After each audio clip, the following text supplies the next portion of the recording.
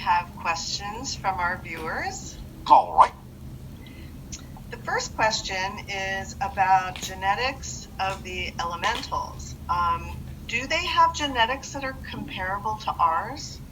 And could a human be hybridized with them? No. You must understand that elementals, for the most part, present themselves, solidify, crystallize themselves at a moment's notice out of what might be poetically referred to as the clay of the collective consciousness.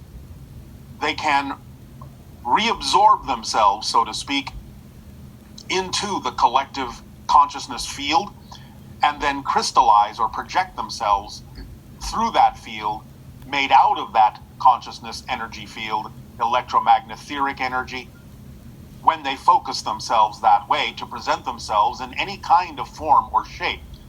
While they are crystallized, they may take on a kind of representation of DNA to hold that shape, but it's not the same as the DNA that you experience in your physical form, exactly. So in order for any kind of DNA or genetic material to be taken from an elemental when they are in what appears to be solid form, they would actually have to be slightly densified even further.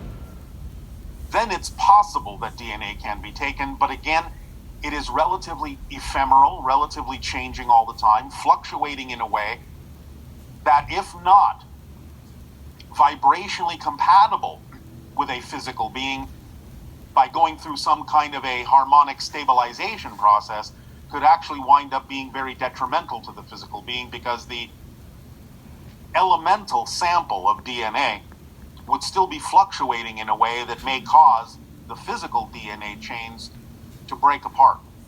So it is not recommended. Okay. This question is about dogs and how they get lost in smelling things outdoors.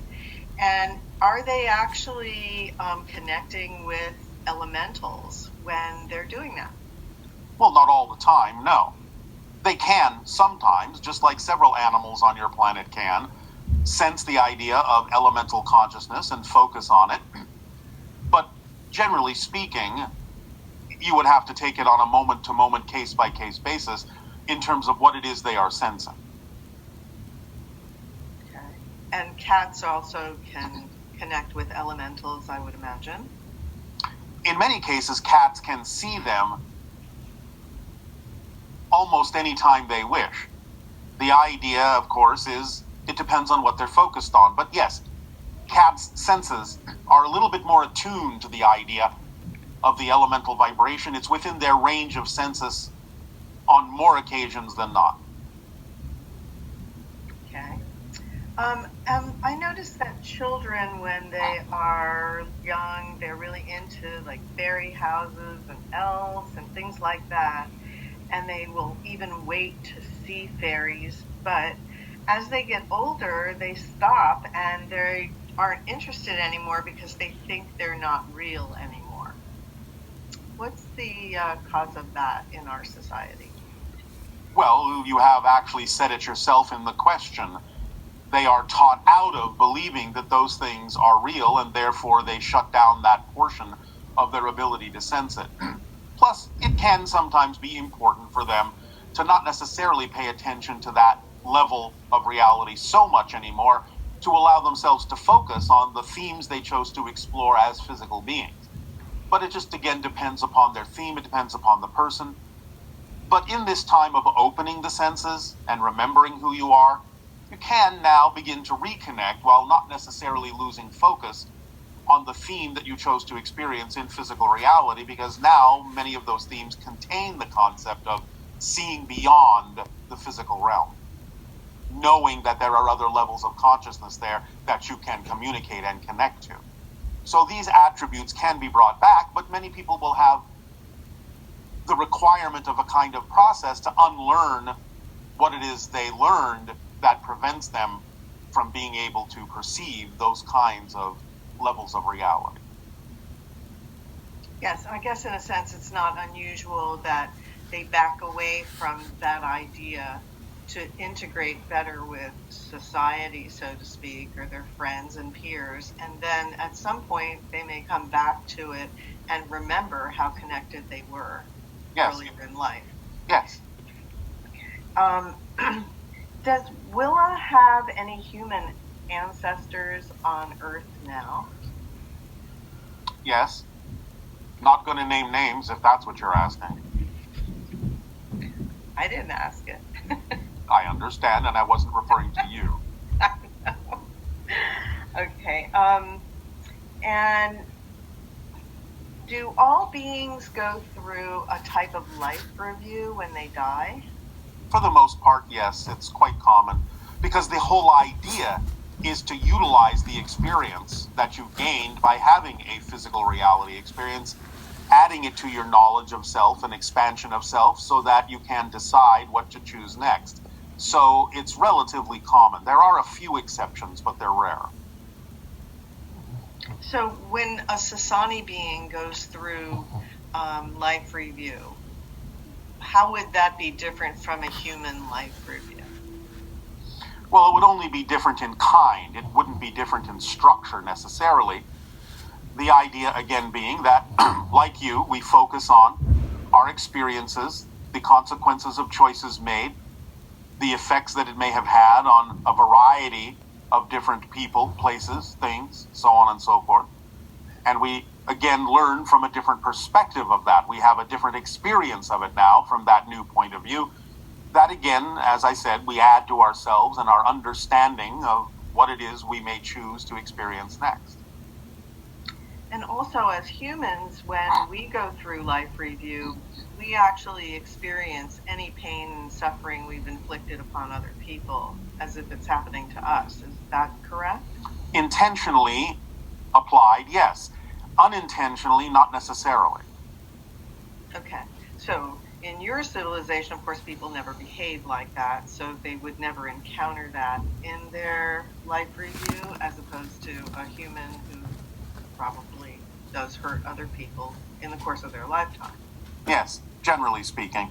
Again, there may be rare exceptions for a variety of reasons, but generally speaking, we do not experience the idea of the negativity. Okay.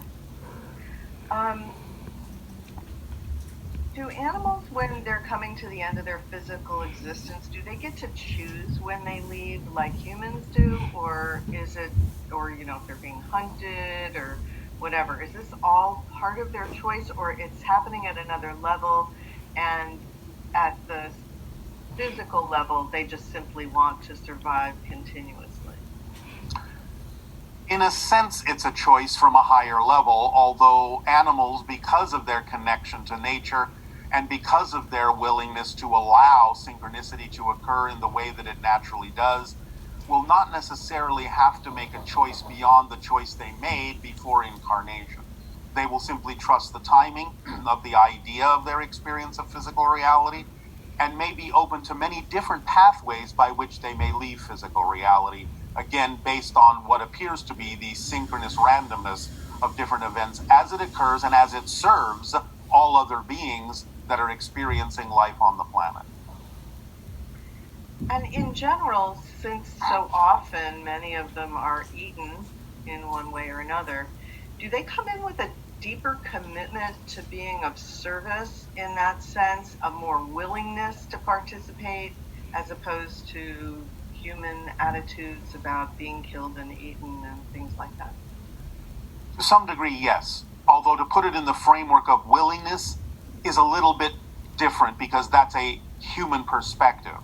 So again, it's more of a deep understanding of how things work on the particular level that they are experiencing. And they are simply open to the idea without, shall we say, examining the pros and cons that would then lead to the concept you're talking about called willingness. They simply go with the flow of the reality, knowing that in whatever way, shape, or form it unfolds, it serves the best of all concerned for a variety of reasons they don't even necessarily have to be aware of. So when we go in the forest, what is a good way to connect with nature spirits? Well, Willa has begun to give you certain kinds of ideas and exercises to be able to begin to enhance your senses in that way. That, in some sense, is what the cryptic meditations and the cryptic process is all about. So by, again, as always, of course, following the formula we have shared with all of you, and by focusing a little bit more, especially now on this latest chapter of the cryptic meditation, where you begin to connect with animals, and that will prepare you more strongly, more, shall we say, energetically, for the next phase, that is connecting to the elemental path, which shall happen in the fall. So you are already being given a particular pathway, a particular process from Willa to be able to enhance your ability to sense and commune with the idea of the elemental beings. But now, at this phase, you are going through the animals first, since they already have the connection to the idea of the elementals in most cases, especially in what you call the wild. By connecting with them, you're going to pick up many of the attributes that they already contain, that they will vibrationally pass along to you, that gives them the ability to commune with those elementals. And how can we learn to communicate telepathically with animals? Again, it is mostly through the concept of the deep feeling and imagery that you can create in your mind to project to them. That can be the beginning of it, is think in pictures, not in words. See the idea happening in your mind with deep feeling attached to it, deep emotion. This is one of the things that the idea of the second phase of the animal path is all about, is to truly be in love with the animals that you connect with. Truly feel this deeply in your heart and in your soul and in your spirit and in your mind, like family. True connections, true bonds, like family, deeply in love, and then add pictures to that of the idea that you wish to see in the communion as it can take place. But while you're doing that, be very aware also at the same time of any belief systems you may have that are fear-based, so that you can let them go, and so they will not, in a sense, stop the process of the connection that you are making. And to some degree, if you're familiar with doing meditation or listening to music and going into an altered state of consciousness, then that could also be useful in putting you in the proper state to be able to communicate using pictures and things like that. If that permission slip works for you, then yes, absolutely, you can use that slip. Yes, so the idea is find your permission slips also that will enhance your altered state to be able to receive the information. Yes. Okay. Do elementals act as guardians for certain locations? In some sense, yes. They will create a vibrational bubble that will interact with anyone entering that particular field in a way that allows the person to either feel that they can go forward or should go back. And then what elementals that seem to be near waterfalls and rivers and things like that, how can you expand the connection with those kinds of elementals? Is it different than, say, trees or, well, actually trees are not elementals, but... No, but they may be associated with elementals as well. Right. So again, it just depends upon what you're attracted to do. The basic techniques we've already talked about are the same. It's just a matter of how you feel about that connection and what kind of imagery you can bring up in your mind that makes that connection more plausible. And it seems like a lot of it is the willingness to just be still and receive information instead of chattering in your mind. Yes. Which then blocks the communication from coming. If you're That's why we said it's got to be the idea of feelings and pictures more than the idea of words. Right. Now, it doesn't mean that words can't sometimes work, but again, this will happen naturally if they're necessary. And one person was experiencing elementals requesting an offering be made to the forest. Can you elaborate on why that might be? Or because to give is to receive. In other words, in any kind of a relationship or communication, there does need to be some expression of willingness of exchange. So the idea is simply one way of interpreting the concept of the giving of yourself, the offering of a gift, shows your willingness to have a commitment, your willingness to have a relationship, for you are also asking to receive something. And can you elaborate on why Willa has two hearts?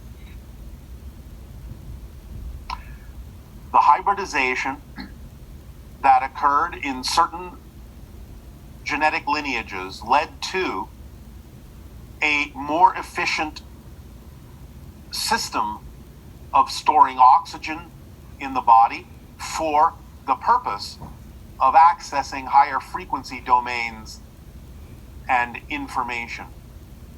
The oxygenation of the body is of paramount importance in speeding up the vibrational resonance of the physical form and having the idea of not exactly two hearts, but more chambers in the heart than you have that makes it function as if it's doubled, allows for a more efficient distribution of oxygen throughout the system, and also a greater amount of oxygen throughout the system that then increases the probability of raising the frequency to the exact pitch required for easier connection to higher frequency realms of consciousness and other dimensions of experience.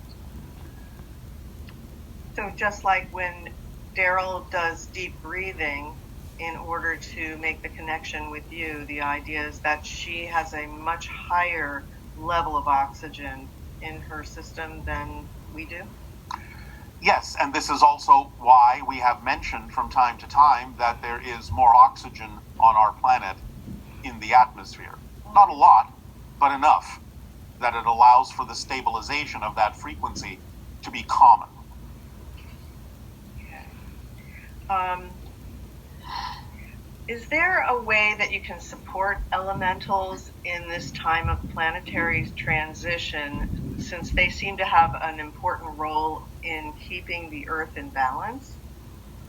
Well, in a sense, the idea of taking on the role from your side of keeping the Earth in balance and doing the things that will help stabilize the environment in positive ways, increasing the idea of the natural world and making those connections from your side will be something that will also allow them more opportunity to do so from their side.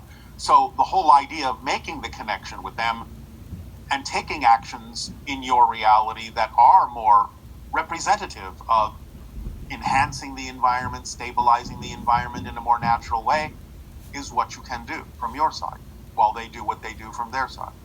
It's not entirely up to them. This has to be a relationship. It has to be, in a sense, a 50-50 proposition.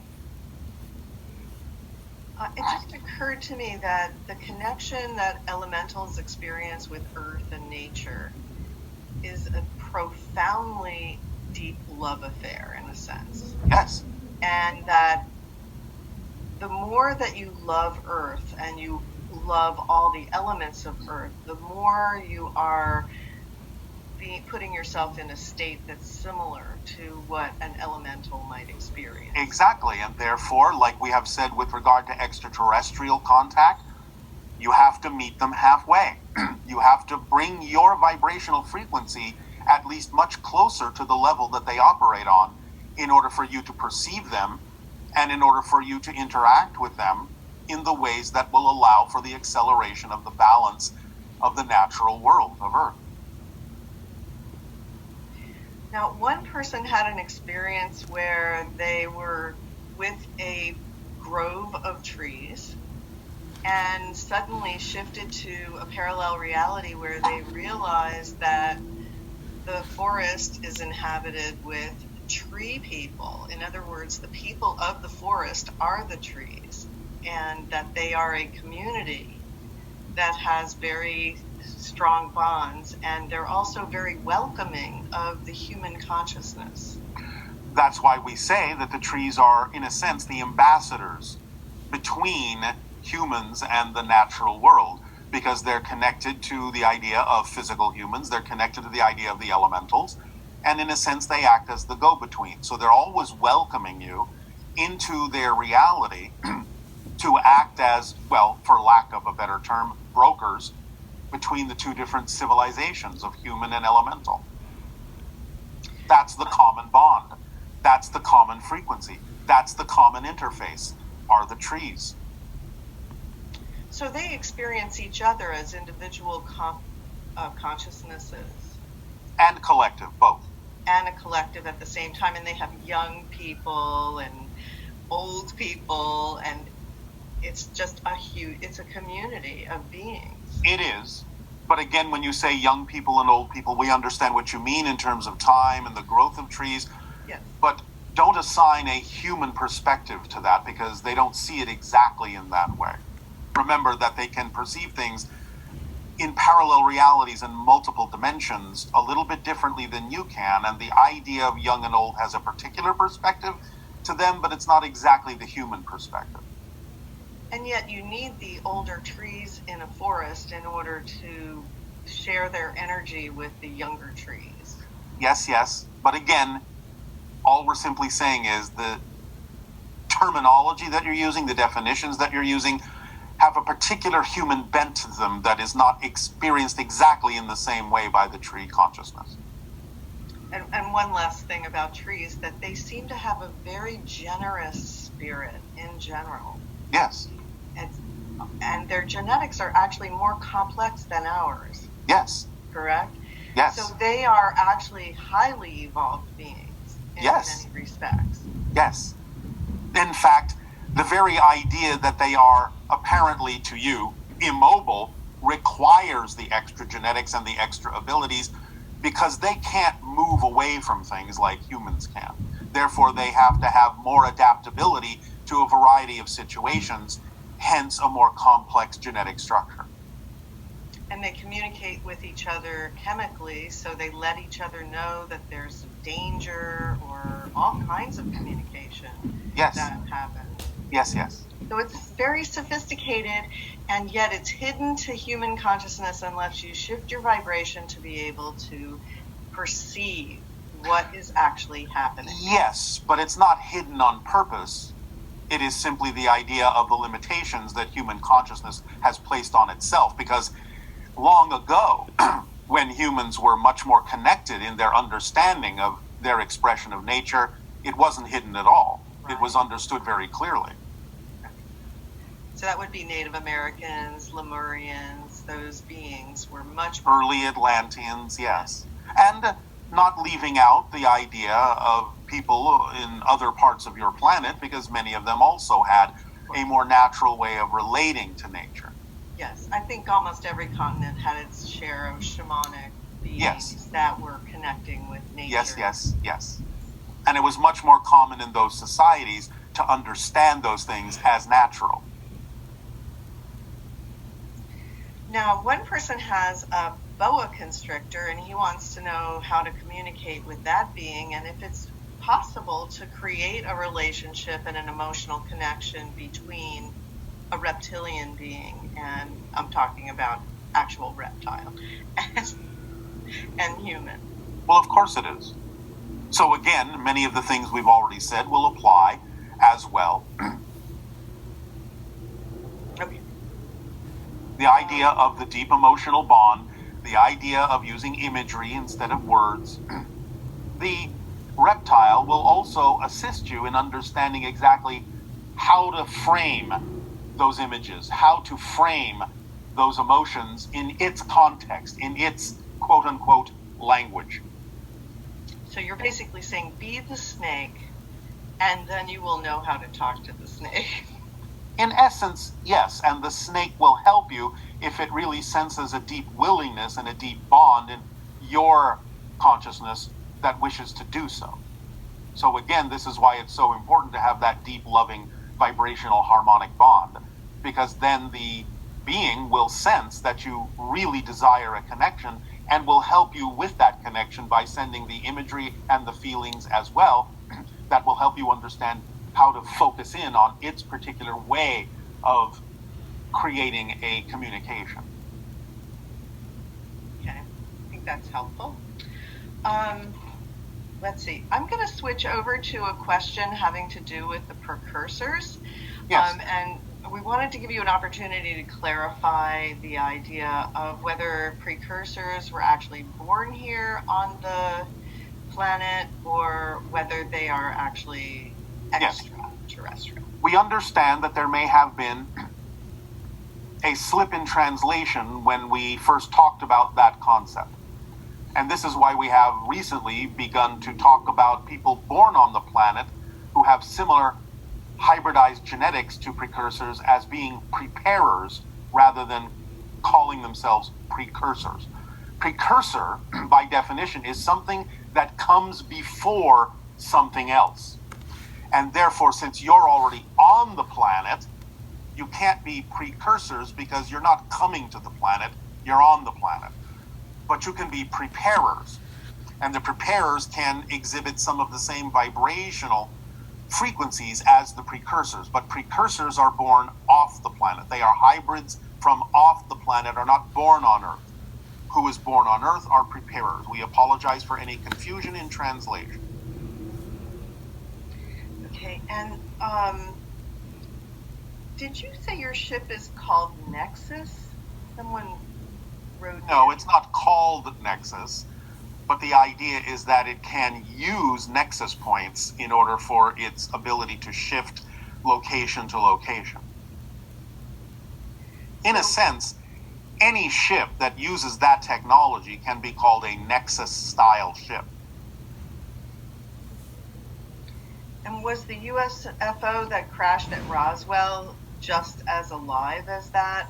And no. Different kind of technology altogether, a little bit more akin to your understanding of technology. Do stories and fictional universes actually exist in their own right? And we are sort of seeing them and tapping into their energy when we read something or think about them? They can. Now, that doesn't mean that they're necessarily all experienced in the same kind of physical way that you experience your reality, but that doesn't mean that they're any less real. So when we say that they're all real in one way, shape, or form, you have to understand that that may include a multitude of dimensions, including the spirit realm. So they're not necessarily physical in the way that you know it, but they are real. You are tapping into a real reality on some level of consciousness.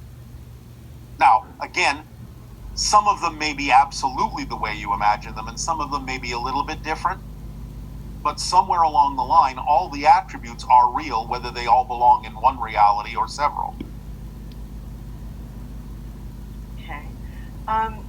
One individual, when they were a child, they dreamed that they basically visited inner Earth. And they felt that they were being teased by adults about this idea. Yes. Is there an actual inner Earth culture or an inner Earth reality? Yes, but it's not actually physically in your Earth. It's in another dimension. Many people may mistake the idea that it's inside your Earth physically because of how they may arrive there by going through different portals that sometimes can be underground or in caves or what have you. But without knowing it, they may have actually literally shifted into a different dimensional reality and still assume that they're on the Earth or in the Earth that they were originally on, which they're not until they go back through the portal and come back out onto their original reality, so to speak. But the idea is that there are other dimensions that are perceived as being inside physical objects, such as a planet, but they're not literally there necessarily. They can be, but they're not literally there in your case. So people that find themselves in what they perceive to be inner Earth are actually in another dimension that they've shifted to without necessarily knowing it. And can you tell us anything about what it's like there? Well, there are many different kinds of places there. There isn't just one place that people go to. There are shells within shells within shells within shells of dimensions within dimensions within dimensions within dimensions. So it just depends on what frequency you entered the portal in as to where you wind up. And also what's relevant to your life theme in terms of what information you receive Yes. about that environment? Yes, so there isn't one place I can tell you about. In fact, aren't most of these things sort of geared towards what will excite us on a deep level based on our own unique? Well, generally speaking, or they're certainly geared toward the idea of the kind of information that you agreed to participate in the theme of exploration on Earth. And that's why people have so many different kinds of experiences, because it's all uniquely tailored Yes, for their consciousness. of course it is. How could it be otherwise? Right? Yes, because you're doing it. This individual is very excited about Atlantis, and Yes. he wanted to know, or she, some hot spots to go to tap into Atlantean energy and give themselves the opportunity to receive information. Well, certainly the Bahamas, the areas you know as Cuba, the area you know as the Yucatan, and even across the sea, the area that you know as Crete. Some areas in Spain, some areas in the area you call North Africa and ancient Egypt do still have some Atlantean remnants to the ideas of survivors that went there. So any of those places can be energy centers that you can gravitate yourself to based on what you're attracted to do or experience, that can allow you, as a permission slip, more efficacy in tapping into Atlantean information. And I know the Bimini Road, many people think that it's underwater. Yes, and yes. You can actually swim along and look at the Bimini Road. Yes, well, it wasn't originally a road, it's a collapsed wall. Oh. Yeah, because it just looks like these huge concrete blocks. Yes. That stretch on for a long period of time, and you can swim along it. Yes. Well, if you look on a map, that shows you what that area looked like when the water level was lower during the Ice Age, the ocean level was lower. You will see what the actual outline of that main Atlantean island was. And you can see more clearly when the water is lower, where other locations also allowed for cities to be built. But again, remember, even though many people depict the concept of ancient Atlantis as looking sort of Grecian, the true architecture of Atlantis is more the idea of Mayan or Aztec. And it's quite rural in the sense of the society itself, yes? Well, in a sense, yes. There were some main city parts, but for the most part, yes, the cities were quite open. There was quite a lot of rural countryside that surrounded them and was utilized for farming and different purposes. Will a time come where we'll actually be able to, in a sense, see, because our vibration is higher? Like, can you see Atlantis? Yes. From your vibrational level? Absolutely. That's why we're telling you the architecture isn't what most people think. That's so interesting. So we're capable of achieving that in our lifetime, yes? Yes, of course. Well, that's interesting. Okay, so this question has to do with interacting with different versions of a person. And does each version represent a different, distinct soul that you're looking at when you... If you're talking about the idea of one single body, then no. It doesn't represent different souls. It represents different aspects of the same soul. Okay. And then when people are a different version because they're in my reality that I prefer, does that different version depend on me, or is there something that they do? So does this mean that if I experience something that I view as negative, it's up to me to change my vibration, which will then give me a different version of that person? That can happen, yes. But the idea is that you're taking some information from them in your telepathic contact and you're rendering out of your own energy, out of your own consciousness, a reasonable facsimile, not only of what you're getting from them, but also what you're taking from your own belief systems and what you need to see. So yes, very often changing your frequency, coming from a different place, will allow you to, quote unquote, manufacture a different version of them, because you've shifted to another reality where there already is a different version of them, because now you're coming from a different place, a different frequency, a different reality. Yeah, occasionally you will actually hear of somebody having a negative interaction with someone and then going into a meditative state, communicating with that person on a higher level in a sense, and balancing their own energy in relation to what was communicated to them, and then going back and reconnecting with the physical person and finding that their behavior has also changed. Correct, but the truth is their behavior hasn't changed because the person they're dealing with is actually a different person. Okay, so they're getting another version of that person. Because they're in a different parallel version of Earth, yes. It's very interesting because it really does shift the focus back to your own personal responsibility, but at the same time, you're not to blame for other people's negative behavior. Or the fact that you see another person's negative behavior does not mean that's a one-on-one reflection of your own negativity. Correct. The issues that other people may have that you attract into your life may have nothing to do with your issues, but there's a reason why they're there. It might be because you need to help them. It might be because you need to act as a sounding board in some way or a reflection to them for their issues, whether they know it or not. But generally speaking, though it can sometimes be a one-to-one reflection, it isn't always. You have to have the discernment to be able to tell what's actually going on and why that person has been attracted or at least allowed by you into your life.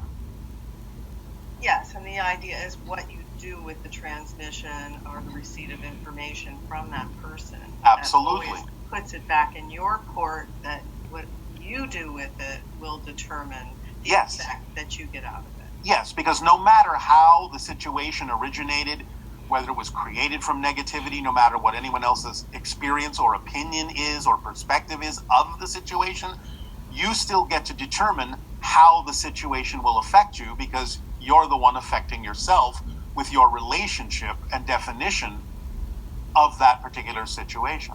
So you can always get a benefit no matter what happens, depending on what you choose to do in relation to that circumstance.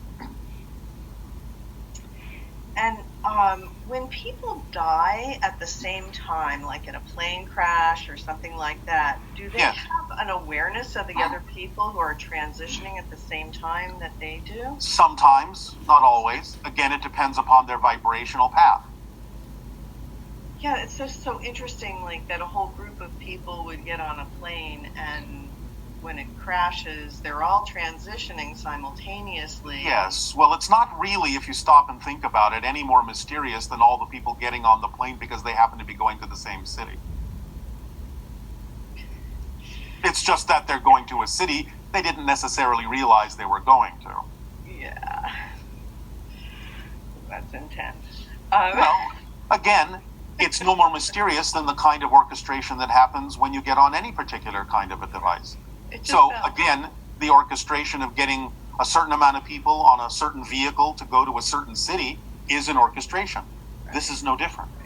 And it's also part, if the people may not be aware that they've chosen that at some level, they've taken the exit in a sense. Yes. For whatever their specific purpose was or reasoning was, or it was their time. Whether they know it or not, they have bought a ticket to that particular destination in a coordinated orchestration with the others.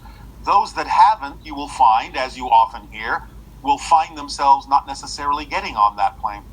Right. For one reason or another, synchronistically. Yeah, it certainly brings back memories of the 9/11 situation. Yes. Yeah. And again, none of this excuses the perpetration of these particular kinds of events, but people will take advantage of whatever they need to take advantage of for a variety of reasons. And remember that sometimes those reasons are a higher level of themselves may be willing to go out that way to help the people that remain behind realize how to make sure things like that aren't necessarily opportunities for people in the future ever again. Because there are many ways that you can leave physical reality. It does not have to be through the idea of disaster or terrorism or anything like that. You will find a way when it's your time to find a way. But the idea can be that certainly those kinds of ways don't need to be the ways if you feel that that is too disruptive to the psyche that allows you to find a peaceful situation in your reality. So, is there anything we can do to consciously choose the way we die instead of it just randomly happening when the time is right? Well, yes, of course there is. There are several ways. But the idea, of course, is you don't necessarily have to pay attention to that, or you don't really have to necessarily know about that. If there is purpose, then yes, you can know. A well-known story on your planet comes from an individual known as Cochise, who knew the exact time of his death and predicted it. But again, it's not always important that you know that. If there is purpose to it, you will know. But again, the only way it's most likely you will know if you need to know is by, guess what? Following the formula. Yeah, right. Okay. Because anything, any kind of information that is truly relevant for you to know about on your journey, on your path, will come to you when you follow the formula, because the formula leaves nothing relevant out. For example, like with Steve Irwin, he was definitely following his passion when he was swimming with that stingray. Yes. And yet that turned out to be the way that he was going to exit the planet. And many people will choose to do that while they're doing something they love to do.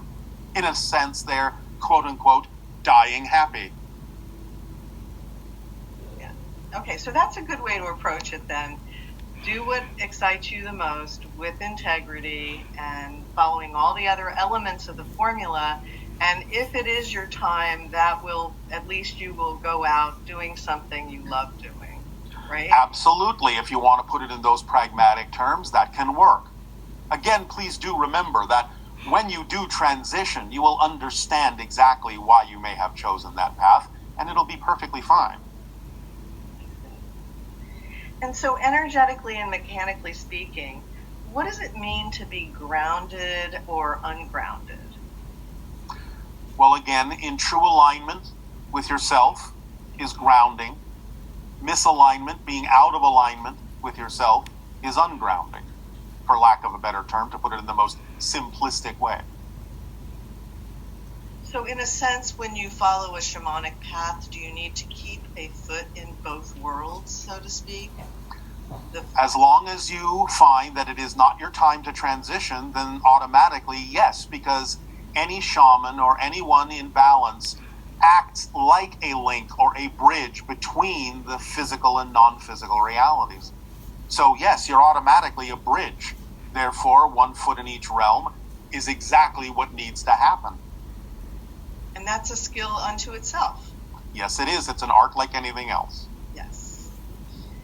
Now, this was the highest asked question, and that was, what is driving or causing the splitting of parallel realities, and why is it happening now? What is driving it is the freedom to choose and the recognition that your reality and that you are bigger than you thought. You're coming to the realization that you, quote unquote, occupy more space than just your physical bodies. And therefore your urging or yearning to be more of yourself is making you more aware of the things that you are connected to, the other realities that you're actually participating in creating with your consciousness. Therefore, this splitting is a natural result. The driving of this awareness is a natural result of the expansion of consciousness into more levels, or I'll put it this way, the expansion of your awareness of your consciousness already existing in more levels. And that's what's driving it at this time, because as we have said before, you're now at the end of the cycle of forgetting and now beginning the cycle of remembering more of who you are. This is just the timing, the natural timing you have created for the overall collective theme going through the different cycles of change on the earth. This is what Earth is all about. And therefore, that's why this is the timing of it. Just in the same way that the timing of a graduation from any particular level of class or school has its own timing because you've learned what you need to learn. So you move on to the next level. So you're at the end of the cycle now. You've gone through all the different kinds of machinations of negative and positive ideas that are relevant for the Earth cycle. Now you're expanding your awareness into other dimensions, becoming aware of the fact that you exist in other dimensions, and therefore that naturally drives this particular splitting experience. It almost sounds like it's sort of the birth of Homo galacticus. The beginning of it, yes. Yes. That's where you're moving to. You're going to the next class. You're going to college. You're going to university now. You are going out into the world and also starting to apply these ideas. In a sense, you are actually now moving into the job market of the galaxy.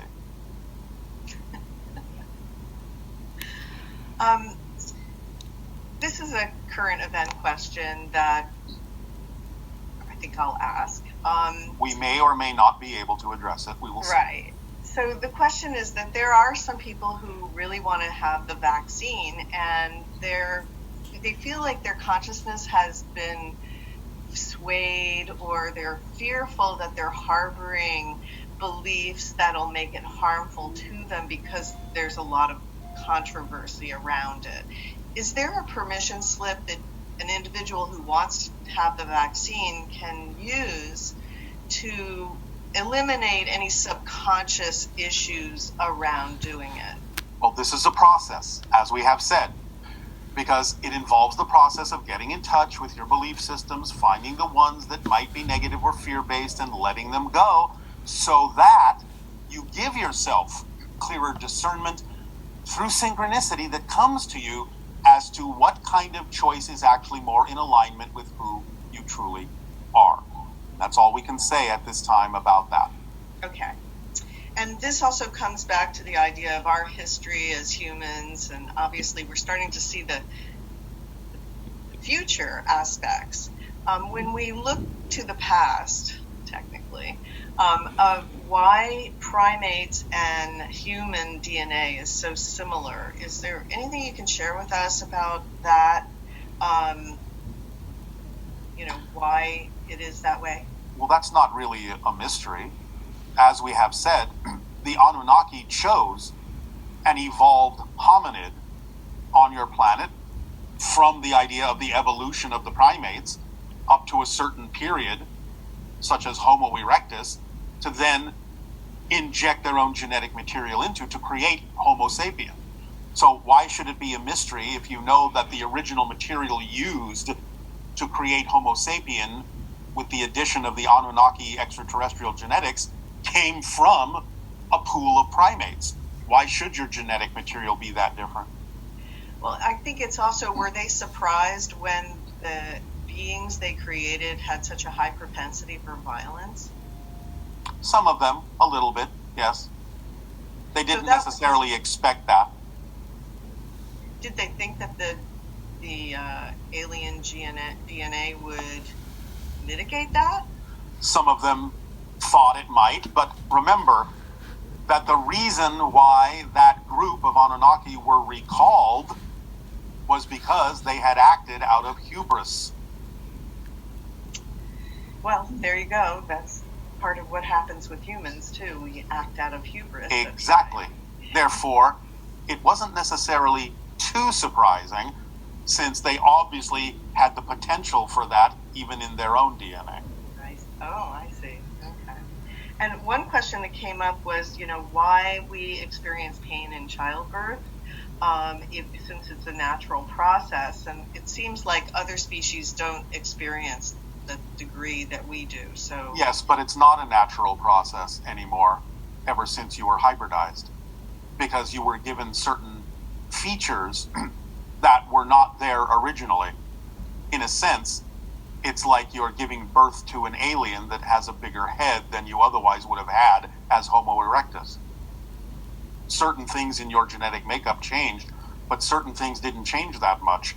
And one of the things that didn't change that much was the idea of the birth canal. But since the idea of the increase, the enlargement of the cranium was one of the genetic alterations, then yes, actually human childbirth is not natural. Well, that explains that. Because certainly had a lot of humans dying in childbirth. Yes. Many centuries. Yes. This is a question about paradox. Yes. Can you name the main, most basic of all large paradoxes, things that cannot exist together by the rules of physical reality, but obviously do, that we as humans need to always be in conscious recognition with in order to experience life holistically? We would answer that the largest paradox is your ability to even perceive that paradoxes exist. Because the idea of your focus in physical reality can be so limiting that you don't necessarily often perceive the concept that something contradictory can also simultaneously exist with what you expect to exist, and yet it does. So you have developed the ability to perceive that two seemingly contradictory things can coexist side by side, which helps drive you back toward the center and the balance point. So in a sense, the biggest paradox is that you can perceive paradox at all. Wow. And I guess on a day-to-day basis, it can be helpful to tune into the idea that there's other levels of you where what appears to be this or that is this and that. Correct.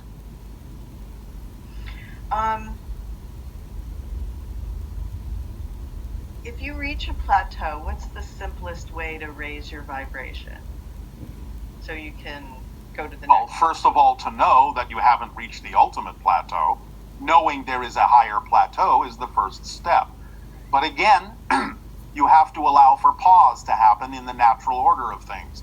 Sometimes synchronicity will say, no, don't go any further right now. Stay here, ruminate, learn from what you have already experienced in climbing to this level.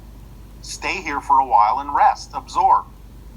Then, when it is time for you to continue to climb and raise your frequency, continue to follow the formula, and a new plateau will be provided through synchronicity. When it's time for synchronicity to say, it's time to move on, it will show you.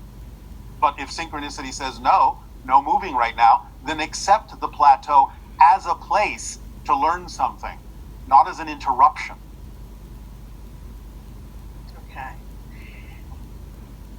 And something that we've talked about before having to do with trauma, and individuals who have experienced trauma in childhood and that are continuing to recreate the experience in the present moment. Because they still identify themselves as actually being that child, which they're not. Because they are a different person.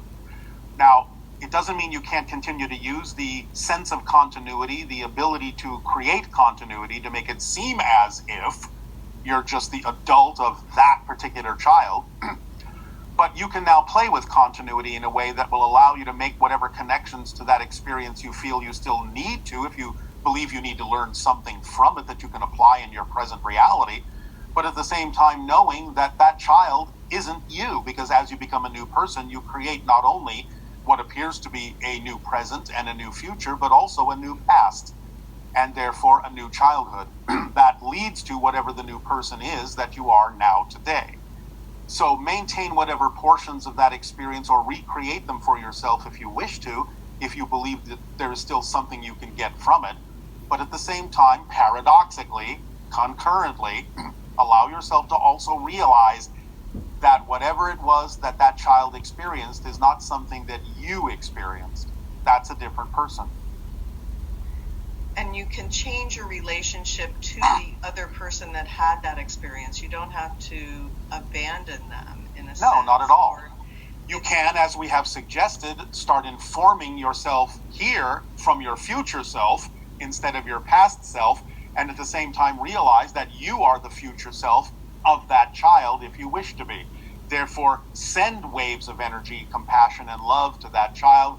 And that creates this kind of bootstrapping loop where you bring yourself up to the present being that you choose to be now by having sent from the present being you are now energy back to that child to give them the opportunity to go through a process of becoming the being that you are now. I think that's very helpful. All right. And then lastly, just a question about finding your most powerful permission slips.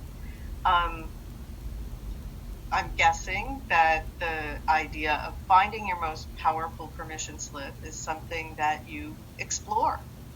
It is, because remember, the reason you're attracted to use something is because it will work for you, or you wouldn't be attracted to it.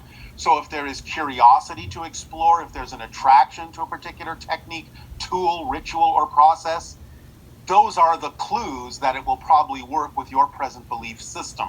When your belief system changes, you may find yourself attracted to different permission slips.